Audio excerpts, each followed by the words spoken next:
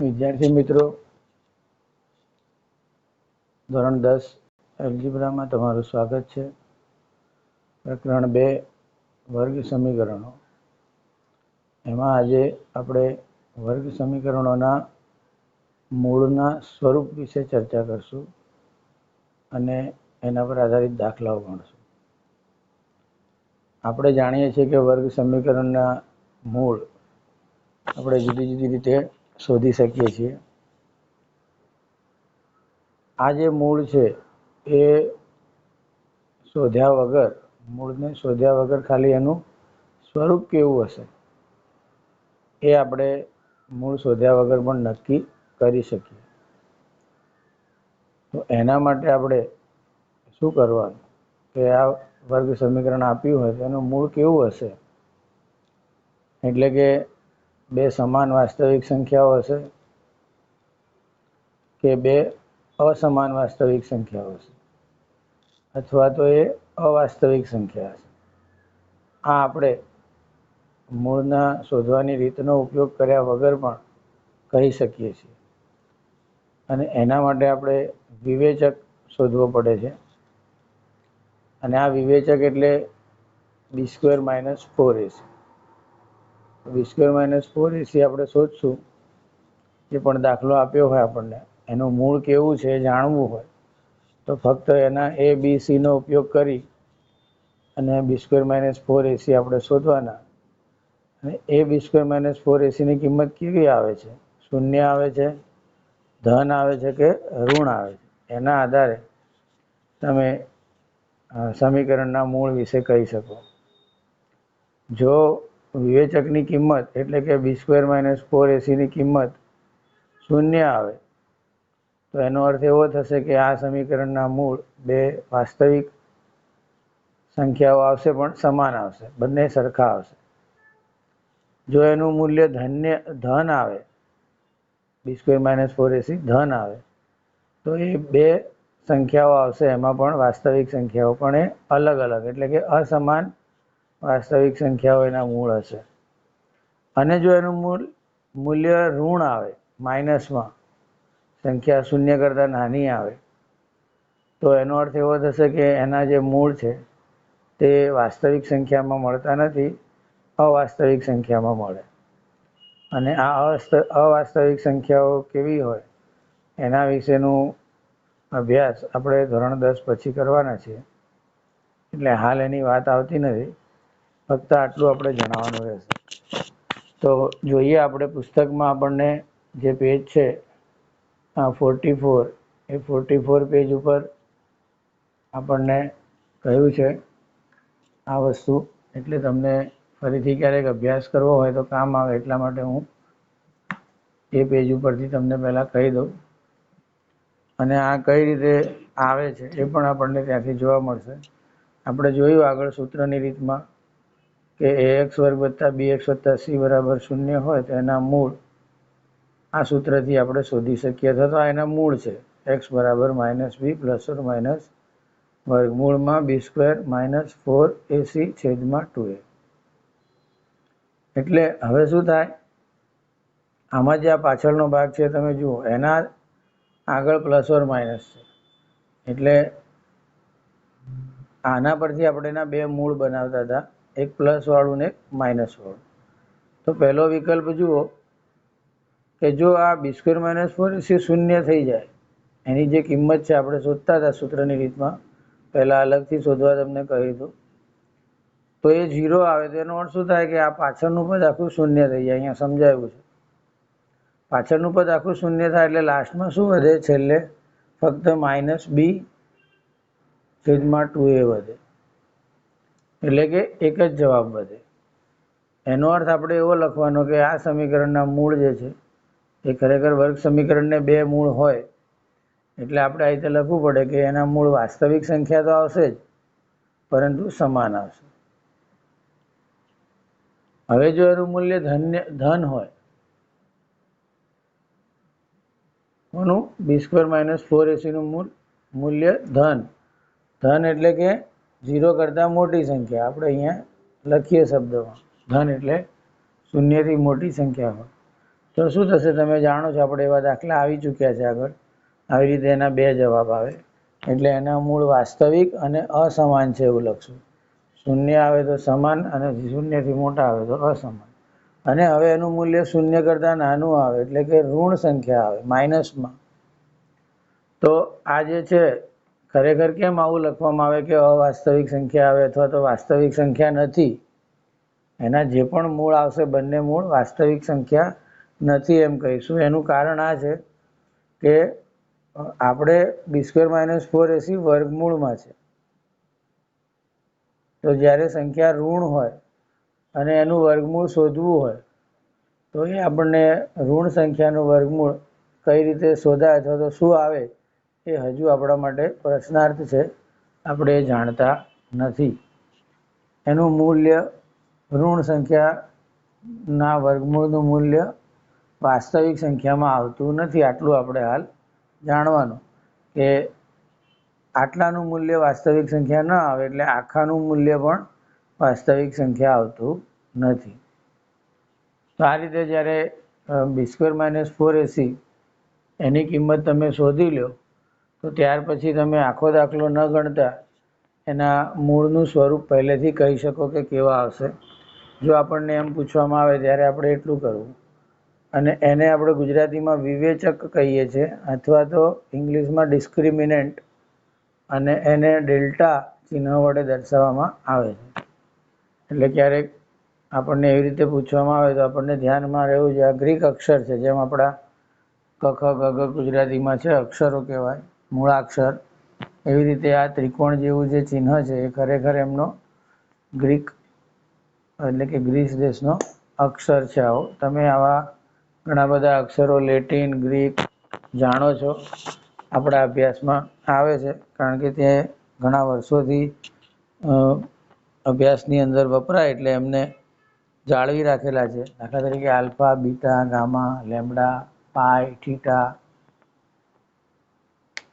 આ બધા જે અક્ષરો છે એ અક્ષરો કાં તો ગ્રીક કાં તો લેટિન ભાષાના છે.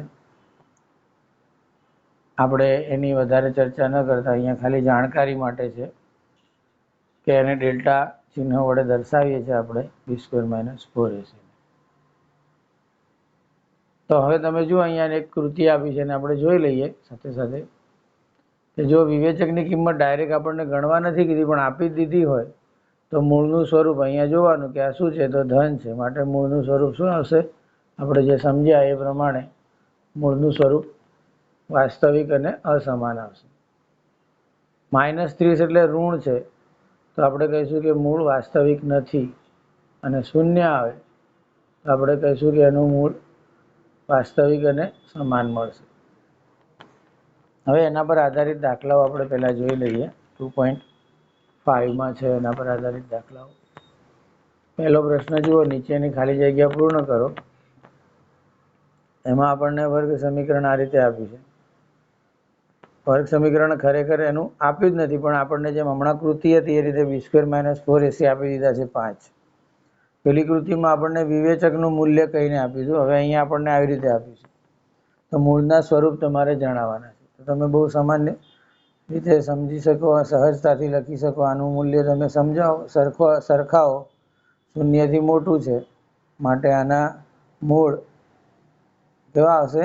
વાસ્તવિક સંખ્યા અને અસમાન આવશે. અલગ અલગ જવાબ આવશે અને વાસ્તવિક આવશે. આ શૂન્યથી નાની છે, ઋણ છે, માટે એનું વાસ્તવિક સંખ્યા નથી એવું આવશે. મૂળ એના વાસ્તવિક સંખ્યામાં મળશે નહીં. ત્યાર પછી આપણે પ્રશ્ન 2 પર જઈએ. આપણે ફક્ત હાલ જે સમજ્યા એના પર આધારિત દાખલા જોઈશું. નીચેના વર્ગ સમીકરણો માટે વિવેચકની કિંમત શોધો. અને ત્રીજા પ્રશ્નમાં છે કે વિવેચકની કિંમત શોધો અને એ પરથી એ વર્ગ સમીકરણના મૂળનું સ્વરૂપ નક્કી કરો. એટલે અહીંયા ફક્ત વિવેચકની કિંમત જ શોધવા સુધી જવાનું છે, આગળ નથી કહ્યું. બીજામાં આપણને છેક સુધી જવાનું કહ્યું છે. જ્યારે અહીંયા કિંમત આપી છે તો સ્વરૂપ નક્કી કરવાનું. એટલે એ દાખલા આમ તેમ કરીએ છેલ્લે બધા સરખા દાખલા ગણાય. ટૂંકમાં આપણને જુઓ b² - 4ac તો આપણે આમે સૂત્રની રીતમાં ABC શોધવાનું તો શીખવાનું જ હતું આપણે. એટલે એ તો આપણને આવડવું જોઈએ. પ્રશ્ન 2 2.5 નો કે વિવેચકની કિંમત શોધો. x વર્ગ પ્લસ 7x માઇનસ 1 બરાબર 0 એ x વર્ગ વત્તા bx વત્તા c બરાબર 0 સાથે સરખાવીએ આપણે તો a બરાબર 1, b બરાબર 7 અને c બરાબર -1. આગળ પણ તમને કહ્યું હતું કે આ વસ્તુ આપણે સૂત્રની રીત માટે બહુ જરૂરી છે. હવે આપણે આ 2.5 માટે પણ આ બહુ જરૂરી થઈ ગઈ. એટલે એબીસીની કિંમતો તમને સાચી લખવાની ફાવવી જોઈએ. ત્યાર પછી આપણે ચિહ્ન કરીએ. ડેલ્ટા આપણે શોધવાનો છે. વિવેચક અથવા તો ડિસ્ક્રિમિનન્ટ p² - 4ac જે આપણે સૂત્રની રીતમાં શોધતા જ હતા આપણે ત્યાં. એટલે એ શીખવાની જરૂર અત્યારે ફરી છે નહીં. મારે શીખવાડવાની જરૂર નથી. એ આપણે સૂત્રની રીતમાં આ પાર્ટ તો આવતો જ. તો ખાલી વચ્ચે આટલું હવે લખવાનું રહે કે ધન, ઋણ અને શૂન્ય હોય તો એ પ્રમાણેનો મૂળનું સ્વરૂપ કેવું હશે.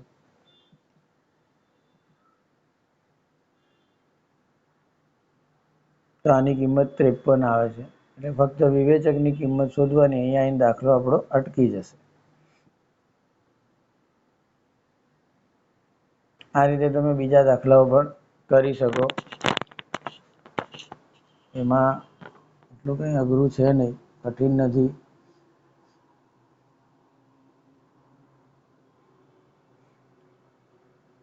આ પણ થઈ શકશે. આમાં રૂટ વાળું છે, આપણે જોઈ લઈએ ખાલી.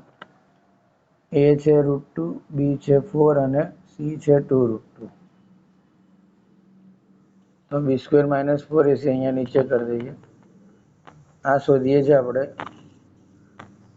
b² એટલે 4 નો વર્ગ, 4 ગુણ્યા a એટલે √2 અને c એટલે 2√2. આ 16 થાય. આમાં પહેલા આ 4 દુ 8 કરો, આ 2 નો ગુણાકાર અને √2 ગુણ્યા √2 આપણે જાણીએ છીએ કે 2 થઈ જશે.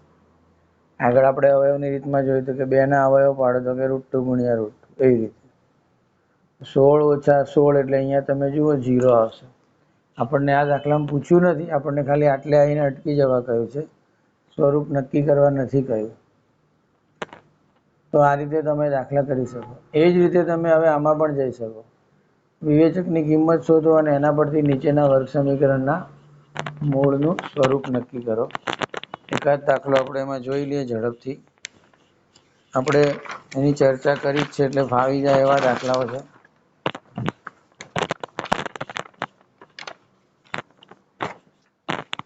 મૂળનું સ્વરૂપ નક્કી કરવું છે. બીજો લઈએ આપણે. ત્રીજા પ્રશ્નનો બીજો. એ લખું છું ડાયરેક્ટ 2, b -7 અને c 2.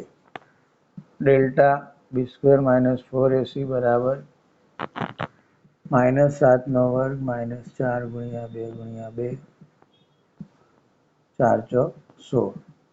49 માંથી 16 બાદ થશે. 9 માંથી 6 જશે તો 3, 4 માંથી 1 જાય તો પણ 3.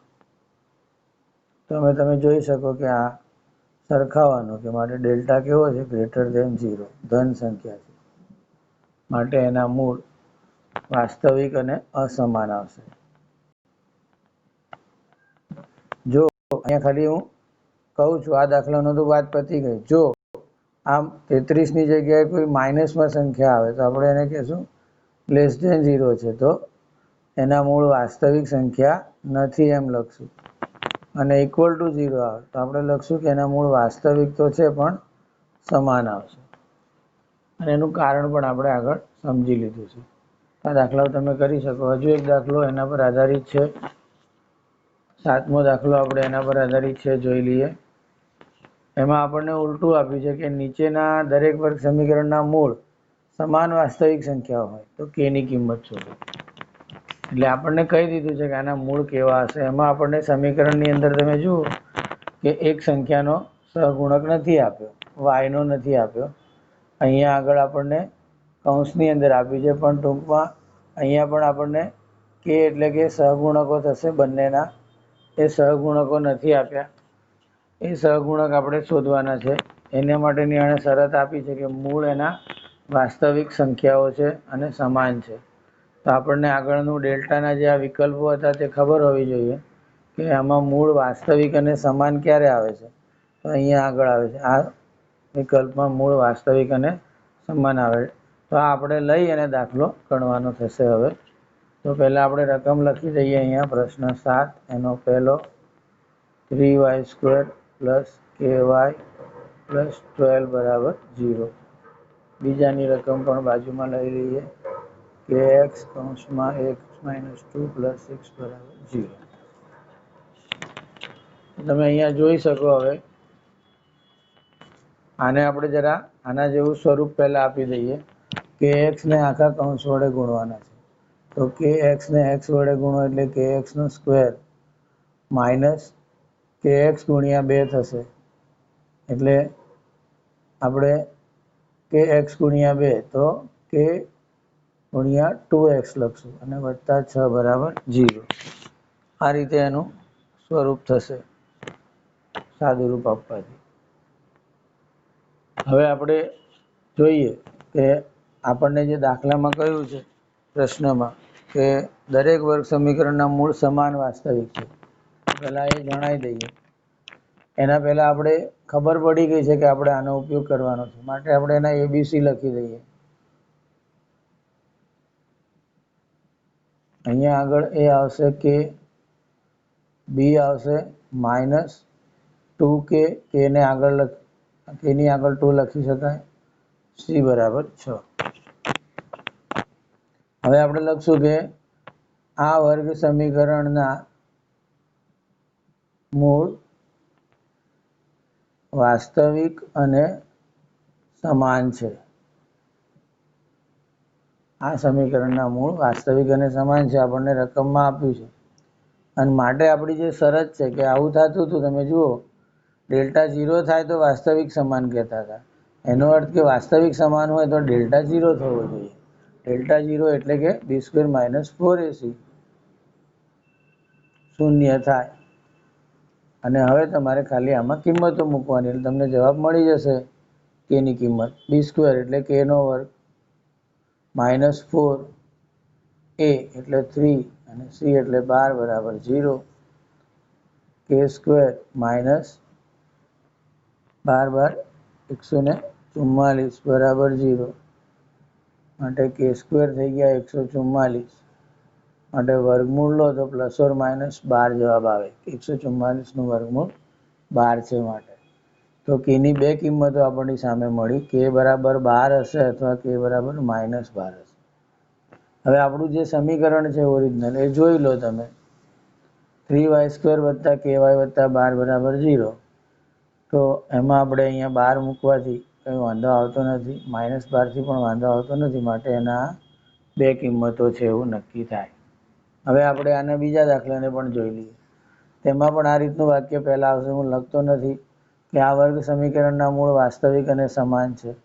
માટે ડેલ્ટા = b² - 4ac = 0 થાય. અને માટે આપણે એમાં કિંમતો મૂકીએ તો બીની કિંમત આ વખતે -2k છે, એનો વર્ગ થશે. 4ac - 4a એટલે k અને c એટલે 6 = 0. તો -2k નો વર્ગ, -2નો વર્ગ કરવો પડે, એ 4 થશે.